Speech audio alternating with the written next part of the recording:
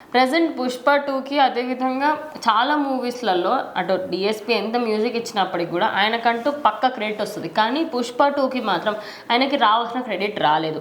కానీ ఇంకొక అబ్బాయికైతే రావడం జరిగింది. శ్యామ్ అనే ఈ వ్యక్తికైతే ఫుల్ క్రెడిట్ ఇచ్చేసారు. అంటే సగం సినిమా ఈయననే చేశారు, 80% చేశారు ఒక టైంలో. ఇంతగానో అంటే డీఎస్‌పీ పనే చేయలేదు అన్నట్టుగా వచ్చింది. ప్రెజెంట్ ఓఎస్టీ అయితే బయటకు వచ్చింది. అది వచ్చిన తర్వాత ఎవరు ఎంత పని చేశారని తెలిసింది. అసలు ఎవరు ఎక్కువ పని చేశారు ఏంటి? సో ఈ 'పుష్ప 2' నుంచి అయితే ఒరిజినల్ సౌండ్ ట్రాక్ రావడం జరిగింది. సో దాంట్లో ఇవాళ శ్యామ్ సిఎస్ గారు చేసిన మ్యూజిక్ మటుకు బయటకు పెట్టారనమాట. ఆయన ఏ ట్రాక్స్కి మ్యూజిక్ ఇచ్చాడు అనేది. సినిమాలో ఎక్కువ కీలకమైన సన్నివేశాలంటికి కూడా డిఎస్పీ గారే ఇచ్చారు. ఈయన ఎక్కువ ఇచ్చేసాడేమో అని చెప్పి చాలామంది సోషల్ మీడియాలో యుద్ధాలు కూడా చేస్తున్నారు. సో డిఎస్పీకి అంత సీన్ లేదు అది ఇది అని చెప్పి.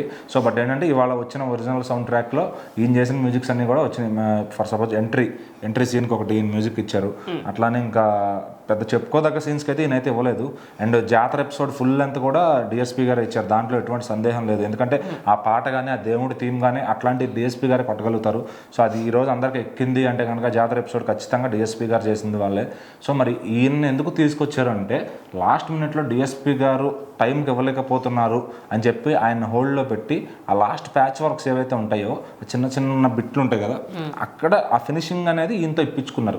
అంతే తప్ప ఈయన ఏదో సగం సినిమాకి వర్క్ చేశాడు అలా ఏం లేదు. డిఎస్పీ గారు అనుకున్న టైంకే ఇచ్చారు. ఆ టైం కూడా ఇచ్చుంటే అప్పుడు ఇచ్చేసేవాళ్ళేమో. బట్ కొన్ని సీన్స్ చిన్న చిన్న బన్వర్ సింగ్ ఎంట్రీకి, హీరో ఎంట్రీకి ఆ చిన్న చిన్న సీన్స్ అన్ని కూడా ఈయన చేయడం జరిగింది. మీరు ఇప్పుడు సోషల్ మీడియాలో అయితే వార్స్ జరిగాయి అంటున్నారు కదా, దానికి గల మెయిన్ రీజన్ ఏంటంటే ఎవరెవరైతే వార్స్కి చేశారో వాళ్ళు ఇప్పుడు ఐ గెస్ 20 years 18 years తింపి కొడితే చాలా చిన్న ఏజ్ మైనర్స్ ఉంటారు లిటరల్లీ. వాళ్ళకి అసలు సోషల్ మీడియా లేని టైంలో ఆయన కొట్టిన మ్యూజిక్ వాల్యూ తెలీదు. అందుకోసం అలా చేసి ఉంటారు అంటున్నారు. కరెక్ట్. డెఫినెట్లీ. అంటే బేసికల్లీ వాళ్ళకి అసలు బ్యాక్గ్రౌండ్ స్కోర్ మీద ఈ ఒరిజినల్ సౌండ్ ట్రాక్స్ మీద నాలెడ్జే ఉండదు. సో ఏదో దేవిశ్రీ ఒక పాట ఒక ఆల్బమ్ ఫెయిల్ అయితే ఎంటర్టైన్ అయ్యే బ్యాచ్ అనమాట అదంతా.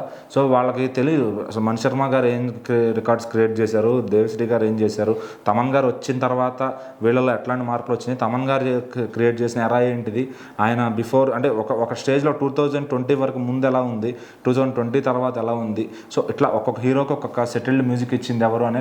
ఇప్పుడు హరీష్ జయరాజ్ గారు ఉన్నారు, ఆయన ఎంతో మంచి సంగీతం, ఆయన ఎవరు ఇప్పుడు వాడుకోలేకపోతున్నారని చాలా బాధేస్తుంది. ఎందుకంటే ఒకప్పుడు ఆయన మ్యూజిక్ వింటే కనుక ఇప్పటికీ అది పాత సాంగ్ అయినా కూడా చాలా లేటెస్ట్ ఫీల్ ఉంటుంది అనమాట. సో మరి అట్లాంటి మ్యూజిక్ డైరెక్టర్స్ వాళ్ళ గురించి నాలెడ్జ్ కూడా ఉండదు వీళ్ళకి. జస్ట్ ఏదో తమను డిఎస్పీ ఈ పెద్ద సినిమాలకు చేస్తున్నారు అంతే, అంతవరకు తెలుసు వాళ్ళకి.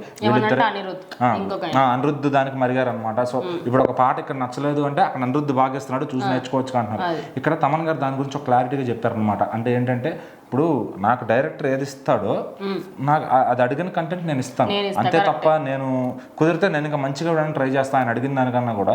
సో అక్కడ పసలేనప్పుడు నేను ఎంత రుద్దినా ఉపయోగం ఏముందని చెప్పి కూడా ఆయన అన్నాడు అనమాట.